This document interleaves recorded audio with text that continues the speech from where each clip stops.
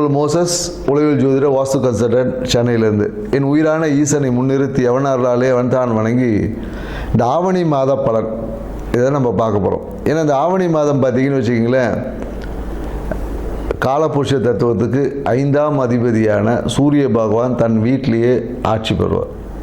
So அப்போ ஆட்சி பெறும் போது என்னென்னாக்கா, இந்த பூர்வ புண்ணியம் என்பது இயற்கையாகவே இந்த காலகட்டத்தில் ரொம்ப செழிப்பாக இருக்கும், வளமாக இருக்கும் அப்படின்னு சொல்லுவாங்க. ஏன்னா நம்ம பூர்வ புண்ணியம் அப்படின்னோடனே உடனே நம்ம சொந்த ஊருக்கு தான் நினைப்போம். அப்படி கிடையாது. நமக்குள்ளேயும் ஒரு பூர்வ புண்ணியம் இருக்குது, நம்ம உடம்புக்குள்ளேயும் ஒரு பூர்வ புண்ணியம் தன்மைகள் இருக்குது. ஸோ அந்த தன்மை இந்த காலகட்டத்தில் பார்த்திங்கன்னா மிக செழிப்பாக இருக்கும். அதனால தான் பெரும்பாலும் பார்த்திங்கன்னா இந்த காலகட்டத்தில் நிறைய சுப நிகழ்வு பண்ணுவாங்க, திருமணம் பண்ணுவாங்க. நிறைய பார்த்திங்கன்னா ஆடி மாதம் முன்னாடி எல்லா திருவிழாக்கெல்லாம் அப்படியே இருக்கும். ஆவணி மாதம் பார்த்திங்கன்னா நிறைய சுப நிகழ்வுகள் பண்ணுவாங்க. ஏன்னா இந்த காலகட்டத்தில் சூரியனோட தன்மை நல்லா இருக்கும் போது, ஆத்மகாரகன் இல்லையா சூரியன். ஸோ அப்போ ஆத்ம பலம் இயற்கையாகவே எல்லாருக்கிட்டையும் பெருகி இருக்கும் இந்த காலகட்டத்தில். அதுவும் இந்த காலம் இன்னொன்றாக்கா, இந்த வருஷம் பார்த்திங்கன்னு வச்சுக்கோங்க, கேது பகவானும் 5ஆம் இடத்துல இருக்கார். ஸோ அப்போ என்னென்னாக்கா, கேது என்னென்னாக்கா ஞானக்காரகர். ஏன்னா பொதுவாக பார்த்திங்கன்னா அந்த சூரியன் தான் பார்த்திங்கன்னா நம்ம ஆத்மகாரன் சொல்கிறோம் இல்லையா. ஏன்னா இந்த ஆத்மகாரகன் எந்த ராசியில் வலுவாக இருக்கோ இல்லை பலமாக இருக்கோ அந்த அந்த ஜாதகர் பார்த்திங்கன்னா மிகுந்த உச்சத்தில் இருப்பார். ஏன்னா பார்த்திங்கன்னு வச்சுக்கலாம், ஏன்னா ஆத்ம பலம் தான் தேவை. அதுக்காக தான் ஆன்மீகத்தை நம்ம நாடுறோமே. ஏன்னா இன்றைக்கி நிறைய பேர் ஆன்மீகத்தை எதுக்கு போகிறோன்னே தெரில. நம்மளோட ஆத்ம பலத்தை அதிகரிக்கிறதுக்கு தான் நம்ம இன்றைக்கி ஆன்மீகம் இந்த பரிகாரம்லாம் செய்கிறோம் இல்லையா. இது எல்லாமே உங்களோட ஆத்ம பலத்தை இன்க்ரீஸ். அப்படி இருக்கக்கூடிய சூரிய பகவான் இந்த ஆவணி மாதத்தில் அவர் சொந்த வீட்டில் இருந்து அப்படியே ஒரு ஆட்சி பண்ணும் போது எப்படி இருக்குன்னு பாருங்கள். அதனால தான் இந்த காலகட்டம் நிறைய சுப நடக்கும் போது அது எல்லாமே வெற்றி, காரிய சித்தி, நிறைய பேர் இடம் வாங்குவாங்க. அதனால தான் பார்த்தீங்கன்னா இந்த காலத்தில் இன்னொரு விஷயம் இருக்குது. ஆவணி மாதத்தில் பார்த்திங்கன்னா விநாயகர் சதுர்த்தி. இந்த காலத்துலேருந்து அந்த விழா கோலங்கள் எல்லாமே தொடங்கும். அது வரையும் பார்த்திங்கன்னா ஒரு இந்த மந்தமாக போயிட்டு இருந்தது. இது பார்த்திங்கன்னா விநாயகர் சதுர்த்தி, அதுக்கப்புறம் பார்த்திங்கன்னா ஆயுத பூஜை, அப்புறம் தீபாவளி, அப்படியே பார்த்திங்கன்னா விழாக்களாக அப்படியே வரும். இனிமேல் ஒவ்வொரு மாதமும் பார்த்திங்கன்னா விழாக்கள், இந்த புரட்டாசி மாதத்தை தவிர்த்து. ஏன்னா ஆத்மகாரகன் எந்த ஜாதகத்தில் நல்ல வலுவாக ஸ்ட்ராங்காக இருக்கோ அவங்க தான் உச்சம். ஏன்னா சூரியன் தான் பார்த்திங்கன்னா நம்ம பெரும்பாலும் அந்த அரசியலுக்கு சொல்லுவோம், மருத்துவக்காரகனும் சூரியன் தான். ஸோ அதனால தான் எந்த ஒரு ஜாதகத்தில் சூரியன் வலுவாக இருக்கோ அவங்க நல்ல ஒரு ஃபேமஸ் டாக்டர் ஆவாங்க. அது 2ஆம் அதிபதியோட இல்லை 10ஓட தொடர்பு வரும்போது பார்த்திங்கன்னா மருத்துவத்தில் சூப்பராக இருப்பாங்க. அதே போல் சூரியன் வலுவாக இருக்கிறவங்க பார்த்திங்கன்னா தொட்டாவே குணமாகக்கூடிய கைராசி டாக்டர்லாம் சொல்லுவோம் இல்லையா. அவர் படித்து கூட இருக்க மாட்டார், சும்மா R&D படிச்சிருப்பார், இல்லைன்னா அந்த ஒரு கம்பவுண்டராக கூட இருந்திருப்பார். அவர் பார்த்திங்கன்னா சும்மா ஏதோ ஒரு விஷயம் சொல்லுவார், நடந்துடும். கைராசி டாக்டர் அப்படின்னு சொல்லக்கூடிய எல்லாருமே பார்த்திங்கன்னா இந்த சூரியன் வலுவாக இருக்கும் தான் கைராசி டாக்டர். ஏன்னா ஆத்மத்தை பலமாக வச்சுருக்க எல்லாமே பார்த்திங்கன்னா குணமாக்கக்கூடிய ஆற்றல் அவங்ககிட்ட இயற்கையாகவே நிறைய இருக்கும். சூரியன் வலுவாக இருக்கிற நிறைய பரிகாரம் பண்ணான்னு வச்சிங்களேன், சூப்பராக சக்ஸஸ் ஆகிடும். பெரிய பரிகாரம் சின்னதாக சொன்னாவே பெரிய விஷயங்கள் கூட குணமாக்கக்கூடிய ஆற்றல். அப்படி இருக்கக்கூடிய சூரிய பகவான் இருக்கக்கூடிய இந்த ஆவணி மாதத்தில் பார்த்திங்கன்னா மிகுந்த நற்பலங்களை கொடுக்கும். ஆன்மீக நாட்டம் அதிகமாகவும், குறிப்பாக என்னென்னாக்கா இந்த கேது கூட இருக்கிறதுனால நிறைய என்னென்னா அந்த குழந்தை பேருக்கான விஷயங்கள், குழந்தை பேர் இன்மை, இந்த மாதிரியான விஷயங்கள் எல்லாமே ஒரு மாற்றத்தை கொடுக்கக்கூடிய விஷயமா இருக்கும். அந்த விரக்தி தன்மை, எனக்கு கேது எப்போதும் பார்த்திங்கன்னா ஒரு விரக்தி கொடுப்பார். ஏன் அது விரக்தி கொடுப்பார்னா, அனுபவம் கிடைச்சா தான் அறிவு வளரும், ஞானம் கிடைக்கும், சும்மா வராது இல்லையா. ஸோ அதனால் இந்த கேது பகவான் நமக்கு ஞானத்தை கொடுப்பதற்காக சில படிப்பினையை கொடுப்பார். அதை தான் நம்ம இங்கே விரக்தி, எனக்கு அது நடக்கலை அப்படி இப்படின்னு நம்ம சொல்லிட்டு கிடப்போம். ஸோ இந்த தன்மைகள் உள்ள இந்த ஆவணி மாதத்தில் ஒவ்வொரு ராசிக்கும் என்ன மாதிரியான பலன்கள் கொடுக்க போகுது அப்படின்றத இந்த வீடியோவில் பார்க்க போகிறோம். வாங்க வீடியோக்குள்ளே போகலாம். கும்பராசி பார்த்தீங்கன்னு வச்சிங்களேன், காலபுருஷ தத்துவத்துக்கு 11ஆம் ராசி. எப்போ பார்த்தாலும் ஹாப்பியாக இருக்கணும், எதை பற்றியும் கவலைப்படக்கூடாது, தன்னுடைய மன மகிழ்ச்சி மட்டும்தான் முக்கியத்துவம் கொடுக்கக்கூடிய கும்பராசி அன்பர்களுக்கு இந்த ஆவணி மாத பலன் எப்படி இருக்க போதுதான் பார்க்கலாம். ஏன்னா வச்சுக்கிங்க, இந்த குடும்பம் சார்ந்த விஷயத்தில், தனம் சார்ந்த விஷயத்தில் பார்த்திங்கன்னா ஒரு நல்லா போயிட்டு இருந்த விஷயம் திடீரென ஒரு குழப்பங்கள் ஏற்பட வாய்ப்புகள் இருக்குது. குழப்பம் ஏற்பட்டாலும் இவங்களால் வெற்றி அடையிறதுக்கான சாத்தியக்கூறுகள் எல்லாமே இருக்குது. ஏன்னா இந்த காலகட்டத்தில் பார்த்திங்கன்னா அரசு சார்ந்த விஷயத்துலேருந்து ஆதாயம் இருக்கும். நிறைய பேர் என்ன பண்ணுவாங்கன்னா, குலதெய்வ வழிபாடு இந்த காலகட்டத்தில் நிறைய பேர் செய்வாங்க. அது இல்லாமல் ஒரு சிவாலயங்கள் வழிபாடு செய்வது, குறிப்பாக திருவண்ணாமலை போயிட்டு வந்திருப்பாங்க நிறைய பேர். ஏதோ ஒரு சூழ்நிலையால் திருவண்ணாமலை கண்டிப்பாக போயிருப்பாங்க. சித்தர் சமாதிகள் உள்ள இடத்துக்கு இந்த காலகட்டத்தில் கண்டிப்பாக உங்களை கிரகங்கள் அழைத்து சென்றிருக்கும். மேலும் என்னென்னாக்கா இந்த காலகட்டத்தில் வீடு சார்ந்த விஷயத்தில் ஒரு சின்ன தடைகள் இருக்கும். அதுவே உங்களுக்கு பிரச்சனையாக இருக்கும். அதாவது வீட்டை மாற்றுறது இல்லை வீட்டை இடிக்கிறது, அந்த மாதிரியான விஷயங்களால் சிறு சிறு தடைகள் பிரச்சனைகள் வந்து போகும். அதனால் என்னென்னாக்கா மனம் என்பது என்னென்னாக்கா கொஞ்சம் டிஸ்டர்ப் மைண்டில் தான் இருக்கும். குறிப்பாக என்னென்னாக்கா எப்போதும் பார்த்திங்கன்னா இந்த கும்பராசிக்காரர்களுக்கு இந்த அறிவு என்பது சிறப்பாக இருக்கும். ஆனால் அதை செயல்படுத்துவதில் இவங்களுக்கு பிரச்சனையே இருக்கும். அதை செயல்படுத்துவதில் ஏற்பட்ட அவசரம், அந்த பதட்டத்தினால ஏதோ ஒன்று செஞ்சு அதுவே இவங்களுக்கு அந்த விஷயத்தை முழுமையடையாட தடை பண்ணி விட்டுரும்.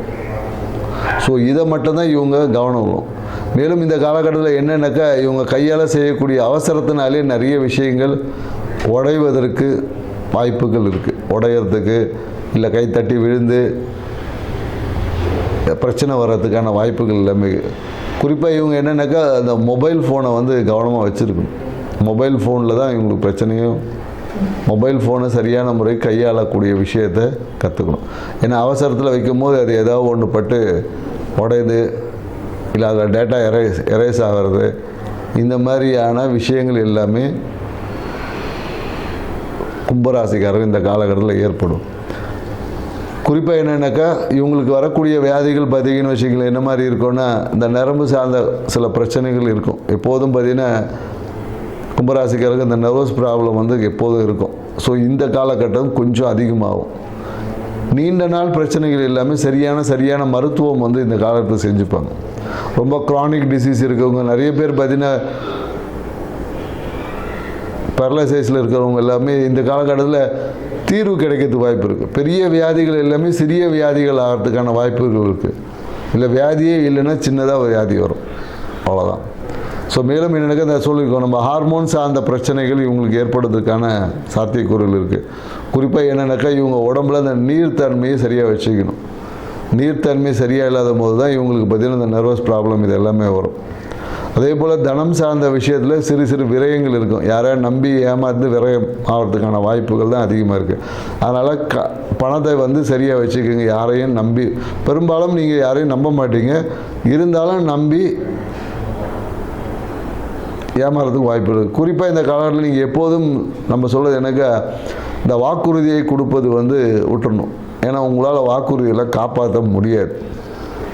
ஸோ வாக்குறுதி காப்பாற்ற முடியாதனால இப்போ வாக்குறுதி கொடுப்பதை தவிர்த்து கொண்டீங்கன்னாவே உங்களுக்கு நல்ல பேர் சமூகத்தில் இருக்கும். ஏன்னா நீங்கள் சொல்லக்கூடிய அந்த வாக்குறுதியை காப்பாற்றுறதுனால அதனாலேயே உங்களுக்கு சிறு அவப்பெயர்கள் வந்துடும், உங்களுடைய இமேஜே டேமேஜ் ஆகும். ஸோ அதனால் வாக்குறுதியெல்லாம் தயவுசெய்து கும்பராசிக்காரங்க யார்கிட்டும் கொடுக்காதீங்க. ட்ரை பண்ணுறேன்னு சொல்லுங்கள். கண்டிப்பாக செய்கிறேன்னா கண்டிப்பாக நீங்கள் செய்ய மாட்டீங்க. நீங்கள் வேணால் எழுதி கூட வச்சுக்க, எத்தனை கும்பராசி பார்த்தாலும் சரி, நீங்கள் வேணால் உங்களுடைய சுயமாக நீங்கள் யோசிச்சு பாருங்கள். நீங்கள் கண்டிப்பாக செய்கிறேன்னு சொன்ன விஷயத்தை நீங்கள் இன்றைக்கே செஞ்சுருக்கீங்களா யோசிச்சு பார்த்தீங்கன்னு வச்சுங்க, ஆரம்பிச்சிருப்பீங்க ஆனால் முடிச்சிருக்க மாட்டீங்க. ஸோ அதனால் இந்த கண்டிப்பாக செய்கிற, உறுதியாக செய்கிற, இந்த சத்தியமாக செய்கிற இந்த டயலாக்லாம் தயவுசெய்து விட்டுட்டு யதார்த்த வாழ்க்கைக்கு முயற்சி செய்கிறேன், ட்ரை பண்ணுறேன், இந்த மாதிரி சொல்லி பழகுங்க.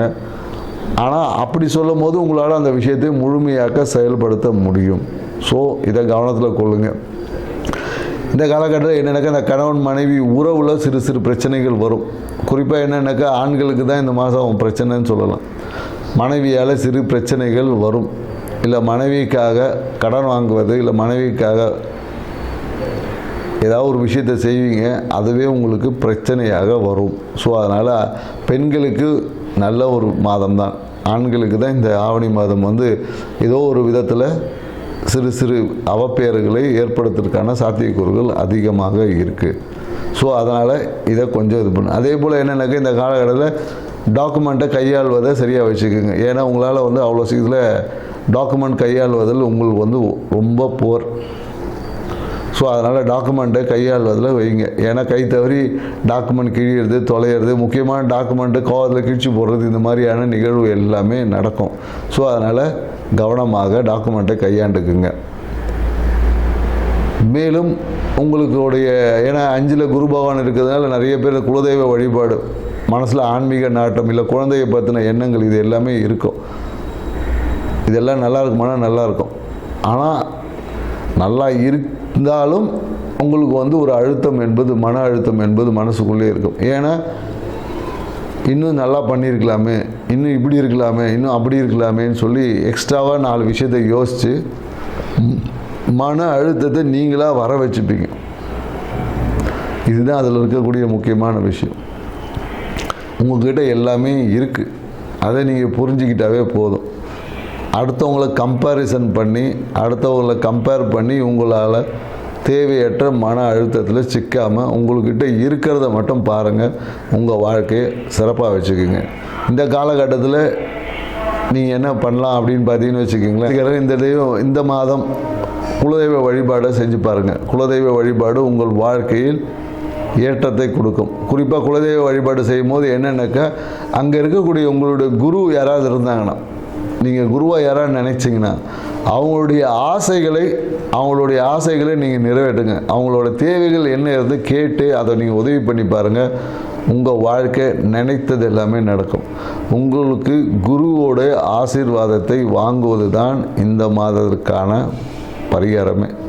ஸோ யாராவது ஒரு குருவாக இருக்காங்க, இல்லை ஒரு ஆன்மீக சாமியார் யாராக இருக்காங்கன்னா அவங்ககிட்ட கேளுங்க, என்ன வேணும்னு கேளுங்க. அவங்க என்ன கேட்குறாங்களோ அதை செஞ்சுருங்க. அது எவ்வளோ பெரிய காசாக இருந்தாலும் சரி.